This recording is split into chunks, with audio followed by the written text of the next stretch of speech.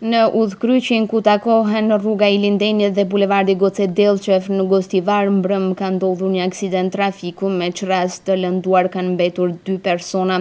Ngjarjen e konfirmojnë edhe nga stacioni policor në Gostivar, nga ku thonë se aksidenti është regjistruar 45 minuta pas mesnate në mes të makinave Hyundai dhe Mercedes me targa të Tetovës. Sipas të dhënave të policisë, drejtuesi i makinës Hyundai, një 30 vjeçar nga Zherovjani, ka marrë lëndime të rënda trupore. Pas asistencës që ja kanë dhënë mjekët në spitalin e Gostivarit, për shkak të karakterit të rënd të lëndimeve, është transferuar për në klinikat e Shkupit. Ndërkaq shoferi Mercedesit, 41 vjeçari nga Reqica e vogël e Tetovës, ka kaluar me lëndime të lehta dhe pas trajtimit që i është bërë në spitalin e Gostivarit, është lëshuar për kurim shtëpiak.